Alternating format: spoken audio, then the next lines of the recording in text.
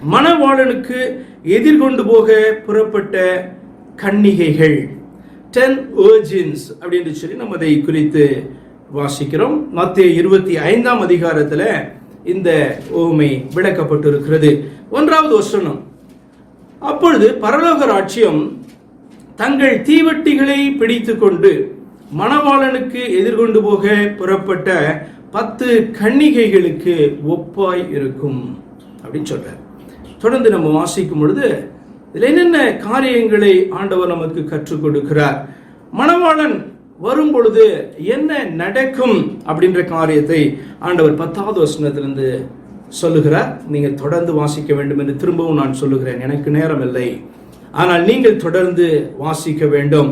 10வது வசனத்திலிருந்து என்ன நடக்கும் என்கிற காரியத்தை சொல்றார். அப்படியே அவர்கள் வாங்க போன பொழுது, அதாவது மணவாளனுக்கு காத்திருந்ததான, மணவாளனுடைய வருகைக்கு காத்திருந்ததான 10 கன்னிகைகளை குறித்து இந்த ஓமை ஆரம்பமாகிறது. அப்ப மணவாளன் ஒரு நாள் வருகிறார். அப்ப வரும் பொழுது நடக்கிற காரியத்தை குறித்து தான் 10வது வசனத்திலிருந்து வாசிக்கிறோம். அப்படியே அவர்கள் வாங்க போன பொழுது, காரணம் என்ன, அவர்களுடைய தீவெட்டிகள் அணையும் தருவாயில எண்ணெய் அவர்களுக்கு தேவைப்பட்ட பொழுது, அவர்கள் மற்றவர்களிடத்தில் எண்ணெய் கேட்கும் பொழுது அவர்கள் சொல்லுகிறார்கள், எங்களுக்கு பத்தாம போகாதபடிக்கு, நாங்களும் உள்ளே பிரவேசிக்க கூடாதபடிக்கு இல்லாதபடி நீங்கள் விற்கிறவர்களிடத்திலே வாங்கிக் கொள்ளுங்கன்னு சொல்கிறார்கள். வாசிக்கலாம். அப்படி அவர்கள் வாங்க போன பொழுது மணவாளன் வந்து விட்டார். ஆயத்தமாய் இருந்தவர்கள் அவரோட கூட கல்யாண வீட்டிற்குள் பிரவேசித்தார்கள். கதவும் அடைபட்டது. மணவாளன் வந்துவிட்டார், அவர்கள் வீட்டிற்குள் பிரவேசித்து விட்டார்கள், கல்யாண வீட்டிற்குள். கதவும் அடைபட்டது அப்படின்ற வார்த்தையினுடைய அர்த்தம் அது இனி திறக்கப்படாது. உங்களுக்கு தெரியும், கதவு என்பது திறந்து மூடுகிறதற்காக வைக்கப்பட்டிருக்கிற காரியம். கதவு திறந்தே இருக்கலாம். இந்த நாளிலே கதவு திறந்து காணப்படுகிறது. அதாவது அந்த கதவு எப்பொழுது வேணாலும் மூடலாம் அப்படின்ற வார்த்தையினுடைய அர்த்தம். அதற்கு பின்பு அது திறக்கப்படாது என்கிற வார்த்தையினுடைய அர்த்தம். சுவிசேஷம் இந்த நாளிலே எல்லாருக்கும் அறிவிக்கப்பட்டு கொண்டிருக்கிறது. சத்தியம் எல்லாருக்கும் கிடைக்கிறது. ஆனால் அதை ஏற்றுக்கொள்ளுகிறவர்கள் ஒரு நாள் அந்த மணவாளன் வரும் பொழுது, கல்யாண வீட்டிற்குள் அவர் பிரவேசிக்கும் பொழுது, அதற்குள் பிரவேசிக்கிறதான ஜனங்களை குறிக்கிறது. அந்த கதவு மூடப்படுவது என்பது அதற்கு பின்பு இந்த மனுக்குலத்திற்கு வாய்ப்பு இல்லை, அவர்கள் ரட்சிக்கப்படுவதற்கான வாய்ப்பு இல்லை என்பதை அறிவிக்கிறது. கதவு அடைக்கப்பட்டது. பின்பு மற்ற கன்னிகைகளும் வந்து, ஆண்டவரே ஆண்டவரே எங்களுக்கு திறக்க வேண்டும் என்றார்கள். கதவை தட்டுறாங்க. மணவாளன்கிட்ட கேட்கிறாங்க, ஆண்டவரே நீர் கதவை திறக்க வேண்டும் என்றார்கள். அதற்கு அவர், உங்களை அறியேன் என்று மெய்யாகவே உங்களுக்கு சொல்லுகிறேன் என்றார். உங்களை அறியேன் என்று சொன்னால் நீங்கள் என்னை சார்ந்தவர்கள் இல்லை. நீங்கள் எனக்காக காத்திருந்தது உண்மைதான், ஆனால் நீங்கள் என்னை சார்ந்தவர்கள் இல்லை என்கிறதை அது குறிக்கிறது. ஏன் என்று பார்க்கலாம். 13வது வசனத்தில், மனுஷகுமாரன் வரும் நாழிகையாவது நாளையாவது நாழிகையாவது நீங்கள் அறியாதிருக்கிறபடியால் விழித்திருங்கள். அதற்காக தான் ஆண்டவர் சொல்றாரு, விழித்திருங்கள். அவர் வருகிறதான நாழிகை உங்களுக்கு தெரியாது, நாள் உங்களுக்கு தெரியாது. ஆனபடினாலே ஆயத்தமா இருங்க, விழித்திருங்க என்பதற்காக சொல்லப்பட்டதான ஒரு உவமை. என்னென்ன காரியங்கள் இதில் பார்க்கிறோம். மணவாளன் அப்படின்னு சொல்லும்போது அது ஒருவர் என்கிற சத்தியத்தை அறிவிக்கிறது. இவர்கள் எல்லாரும் பார்த்தீங்க அப்படின்னு சொன்னா மணவாளனுடைய வருகைக்கு காத்திருக்கிறார். முதல் காரியமே மணவாளன் அப்படின்னு சொல்லும் பொழுது ஒருவர் அப்படின்றதை குறிக்கிறது. அப்ப தேவன் ஒருவர் என்கிறது அடிப்படையான ஒரு சத்தியமாக இந்த ஊமையிலே சொல்லப்படுகிறது. பரலோகத்தின் தேவன் ஒருவர், அவர்தான் உன்னுடைய சிருஷ்டிகர், அவர்தான் உன்னுடைய மணவாளன், அவர்தான் உன்னை ரட்சிக்கிறவர், அவருடைய வருகைக்காக தான் சிருஷ்டிகள் எல்லாம் காத்திருக்கிறது என்கிற அடிப்படை சத்தியத்தை சொல்லுகிறது. மணவாளனுடைய வருகை என்று சொல்லும் பொழுது இவர்கள் அனைவரும், அதாவது இதை காணப்படுகிற 10 கன்னிகைகள், அவர்கள் அனைவருமே ஒருவருக்கு காத்திருக்கிறார். உங்களுக்கு இதுதான் ஆச்சரியம். ஒருவரை மணவாளனாக நம்பி ஏற்றுக்கொண்டு காத்திருக்கிறார்கள். என்னபடி நான் சொல்லுகிறேன், கன்னிகள் என்று சொல்லப்பட்டிருக்கிறது, வேசிகள் என்று சொல்லப்படவில்லை. வேசிகள் என்று சொன்னால் ஒரு மணவாளனுக்கு காத்திருக்கிறவர்கள் அல்ல. ஆனால் கன்னிகள் என்று சொல்லும் பொழுது அவர்கள் ஒரே மணவாளனுக்காக காத்திருக்கிறவர்கள் என்று அர்த்தம். அப்ப அந்த 10 பேருமே இயேசு கிறிஸ்து என்ற ஒரே மணவாளனுக்கு அவர்கள் காத்திருக்கிறார்கள், அல்லது அவரை மணவாளனாக ஏற்றுக்கொண்டவர்கள். யார? இயேசு கிறிஸ்துவை மணவாளனாக ஏற்றுக்கொண்டவர்கள். அடுத்ததாக புத்தி உள்ளவர்கள் என்கிற, நீங்க தொடர்ந்து அதை வாசிக்கும் பொழுது என்ன, புத்தி உள்ளவர்கள் என்று சொல்லி உள்ளே பிரவேசித்தவர்களை குறித்து பேசுகிறது. ஏன் அவர்கள் புத்தி உள்ளவர்கள்? அவர்கள் ஆயத்தமாய் இருந்தவர்கள். அவர்கள் ஆயத்தமாய் இருந்தவர்களை புத்தி உள்ளவர்கள் என்று ஆண்டவர் உவமையிலே சொல்லுகிறார். அர்த்தம் என்ன? அவர்கள் கைகளிலே தீவட்டிகள் காணப்பட்டது, பாத்திரங்களிலே எண்ணெய் காணப்பட்டது. அதை ஆயத்தத்திற்கு ஆண்டவர் ஒப்பிட்டு சொல்லுகிறார். தீவட்டிகளை வைத்திருந்தார்கள், பாத்திரத்திலே எண்ணெயை அவர்கள் வைத்திருந்தார்கள். புத்தி இல்லாதவர்கள் என்று 5 கன்னிகைகளை குறித்து பேசுகிறார். அதாவது ஒரே மணவாளனுக்கு காத்திருந்தவர்கள் 5 கன்னிகைகளை குறித்து பேச, அதாவது ஆத்துமாக்களை குறித்து, விசுவாசிகளை குறித்து என்ற அர்த்தம். சரியா? கன்னிகைகள் என்று சொல்லும் பொழுது அந்த இடத்துல ஆத்துமாவை குறிக்கிறது, விசுவாசியை குறிக்கிறது. அப்ப புத்தி இல்லாதவர்கள் என்று சொல்லும்போது ஆயத்தமாய் இராதவர்கள். அவர்களுக்கு என்ன உண்மையான வார்த்தையை பயன்படுத்துகிறார்? தீவட்டிகளை மட்டும் வைத்திருக்கிறவர்கள், எண்ணெய் அதிலே இல்லை. எண்ணெய்க்கான பாத்திரத்திலே எண்ணெய் இல்லாததான ஜனங்களாக அவர்கள் காணப்படுகிறார்கள்.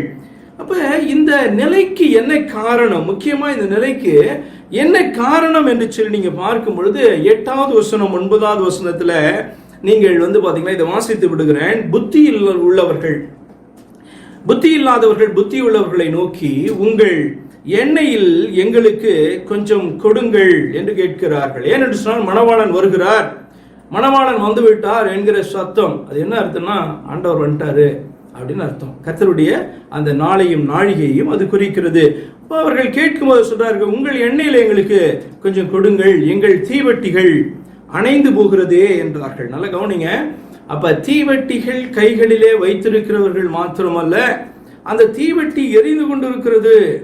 அந்த தீவெட்டி பாத்தீங்கன்னா எரிந்து கொண்டு இருக்கிறது, ஆனால் அணைகிற நிலையில அது காணப்படுகிறது. கேட்கிறார்கள், எண்ணெய் வேணும், இது தொடர்ந்து எரிகிறதற்கு எண்ணெய் வேண்டும் என்று கேட்கிறார்கள். அப்ப அவர் சொல்லுகிறார்கள், புத்தியுள்ளவர்கள் பிரதியுத்தரமாக, அப்படி அல்ல, எங்களுக்கும் உங்களுக்கும் போதாமல் இராதபடி நீங்கள் விற்கிறவர்களிடத்தில் போய் உங்களுக்காக வாங்கிக் கொள்ளுங்கள் என்றார்கள்.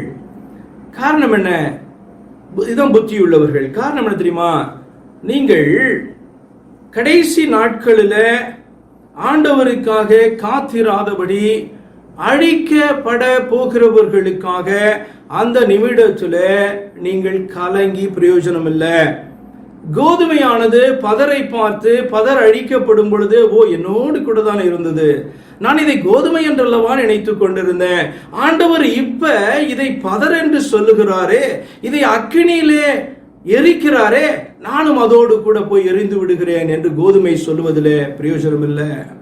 ஆடை போலதானே இது என்னோடு கூட காணப்பட்டது, ஒரே மந்தைக்குள்ளாக காணப்பட்டது, ஆனால் இப்பொழுது ஆண்டவர் இது ஆட்டு தோலை போர்த்தினதான ஓனாய் என்று அதை பிரித்தெடுத்து ஆண்டவர் அழிக்கிறாரே என்று அதற்காக கண்ணீர் விடுவதிலே பிரயோஜனம் இல்லை.